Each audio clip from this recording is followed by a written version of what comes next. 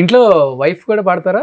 లేదు లేదు, ఆవిడ జస్ట్ లిజనర్, బెస్ట్ లిజనర్ అనమాట. ఇక్కడ ఎవరు తప్పు పాడుతున్నారు ఓకే చెప్తూ ఉంటుంది. ఓకే ఓకే, సో మీరు హ్యాపీగా పాడుతుంటే తను ఎంజాయ్ చేస్తుంటారు అంతే.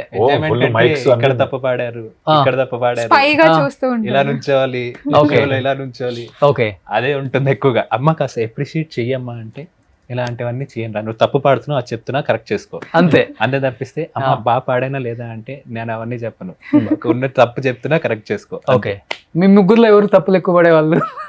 తప్పులు అక్క నువ్వే చెప్పు. చెప్పాలా? ఎవరిది వాళ్ళు కొన్ని పాటలు కొన్ని తప్పు పాడతారు, కొన్ని పాటలు బాగా పాడతారు, డిపెండ్స్. ఓకే, ఇప్పుడు కొంతమంది సింగర్స్ ఉంటారు, ఒక 100-200 సాంగ్స్ అయినా కానీ మొబైల్ ఉండదు, చేతిలో పేపర్ ఉండదు, చూడకుండా పాడేస్తారు.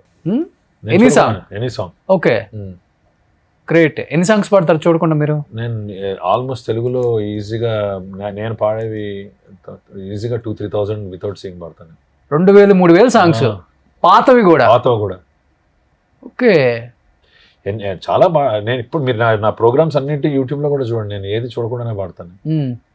ఒక 5 అంటే నేను అది కూడా ఒక రీజన్ ఉందండి నాకు. స్టేజ్ అంటే ఇప్పుడు రికార్డింగ్ కన్నా నాకు స్టేజ్ అంటే బాగా ఇష్టం. అక్కడికి వచ్చి చూస్తున్నా అంటే కాన్షియస్ అనేది 10-20% లిరిక్ మీదకి వెళ్ళిపోతుంది, ఆ ఎనర్జీ డ్రాప్ అవుతుంది నా భావన. అందుకని నేను అసలు లిరిక్ చూడను. హ్యాపీగా నాకు కొన్ని తప్పులు పోతా ఉంటాయి. చక్రి అనేవాడు, తర్వాత ఆర్పి పట్నాయక్ గారు అనేవారు, కానీ ఫ్లోలో ఇప్పుడు స్టేజ్ పర్ఫార్మెన్స్ అనేసరికి ఓకే శృతి లయ అన్ని పర్ఫెక్ట్గా ఉండాలి. కొంచెం నేను కాంప్రమైజ్ అయిపోతా.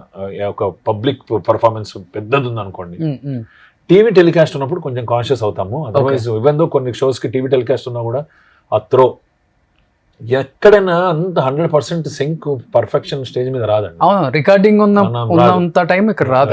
Exactly, live is different.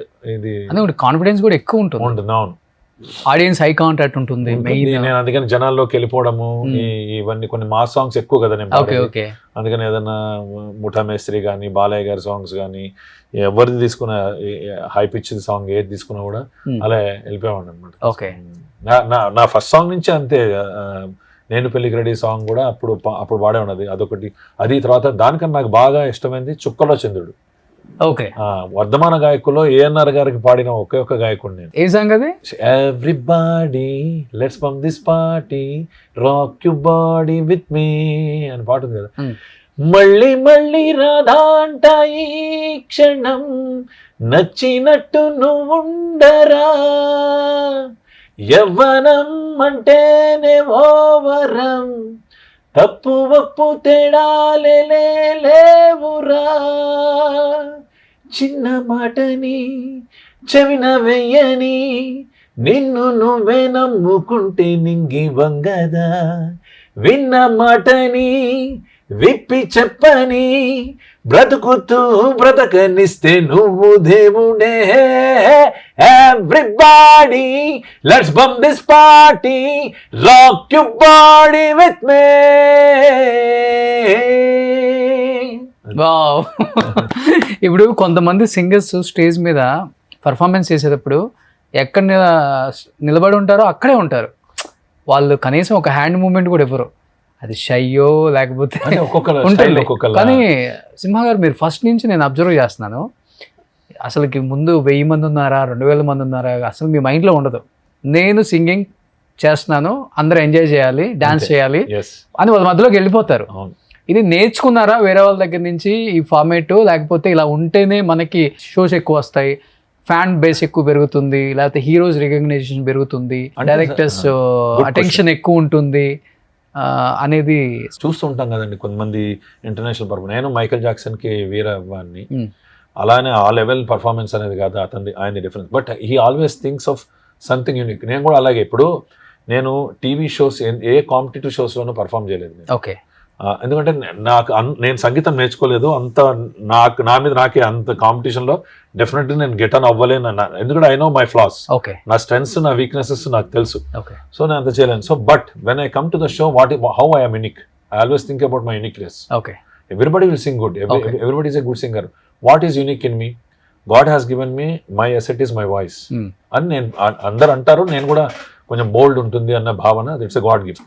So how best I can explore, I always want to rather than concentrate on my weaknesses, I want to promote my strength. ఆ స్ట్రెంగ్త్ ప్రమోట్ చేయాలంటే hi everybody ఎలా అట్లా అనుకుంటూ వెళ్ళిపోయి పట్ అనేసరికి attention సడన్గా grab అవుతుంది అన్నమాట.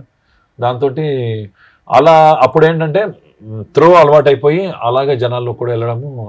ప్లస్ చక్రి కూడా పుష్ చేసేవాడు పాపం. చక్రి మంచి సాంగ్ చేశాడు కానీ ఆయన షోస్ అన్నింటిలో ఉండేవాడు. ఆకలేస్తారు ఆయన, అక్కడే నిలబడి మాడతాడు. అతను ఆయన అంత భారీ దీంతో ఆయన వెళ్ళేవాడు కాదు. నేను దాన్ని హైపింగ్ కి నేను ముందర వెళ్ళేవాడిని, అది అలవాటు అయిపోయింది. అసలు ఆయన పాడిన పాటలలో నిన్నే నిన్నే రాయే పెద్దగా గ్రేట్ వ్యక్తి అండి. అన్ని ఆయన ఎన్ని కంపోజిషన్స్ అండి. Okay, it's melody.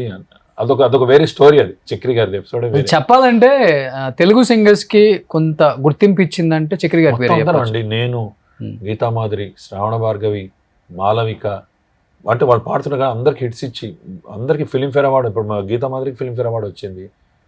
మగాళ్ళు ఉట్టి మాయగాళ్ళే అట్లా అందరు. ఇప్పుడున్న కొత్త సింగర్స్ 99% ఫస్ట్ చక్రి. నేను తమన్ గారికి కూడా ఇంట్రడ్యూస్ అయింది చక్రి గారి దగ్గర. ఓకే, చక్రి గారి దగ్గర కీబోర్డ్ వాయించేవారు తమన్ గారు. ఓ అప్పుడంతా ఆయన మణి గారికి అందరికి కీబోర్డ్ చేసేవారు ఆయన. ఈడియట్, శివమణి.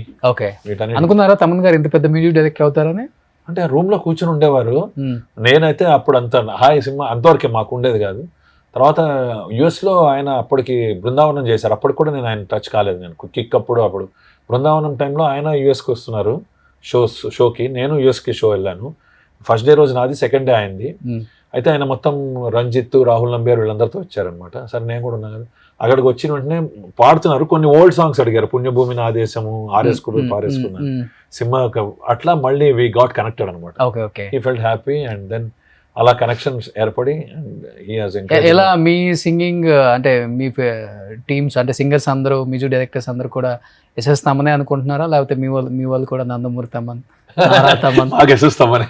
కొందరు తమన్ అట్లా ఎందుకు ఒకసారిగా వచ్చింది నందమూరి తమన్? ఏం లేదండి. ఇప్పుడు నాకు కూడా ఫర్ ఎగ్జాంపుల్ నేను బాలయ్య గారికి ఎక్కువ సాంగ్స్ పాడాను. అవును, చాలా మంది బాలయ్యకి పాడతారు. అది ఒక ట్రెండ్ వస్తుంది. ఆ మధ్య 2016-17లో అల్లు అర్జున్ గారికి ఎక్కువ పాడాను. సరైనోడు, రేస్ గుర్రము 2 హిట్ సాంగ్సే. అలా ఆడియన్స్ ఎప్పుడైతే అటాచ్ అవుతారో అట్లా. బాలయ్య గారు తెలిసిందే కదా, ఆయన బాండింగ్ వేరేలాగా ఉంటుంది ఎవరితో అన్నా. And it's great that Thaman గారు 4 కంటిన్యూస్ హిట్స్ ఇచ్చారు బాలయ్య గారికి. People will also feel. ఇప్పుడు నేను యూఎస్ వెళ్ళాను అన్నా కూడా మా బాలయ్య ముట్టుకున్నారు ఆ టైప్ లో ఫీల్ అవుతారు కొంతమంది. అసోసియేషన్ బాగుంటది కదా బాలయ్య గారు. అవును, చాలా అండి, చాలా. Okay, we had he encourage me 2010 నుంచి మా అసోసియేషన్. అప్పటి నుంచి he continuously I will go to him his home, he will come to my place.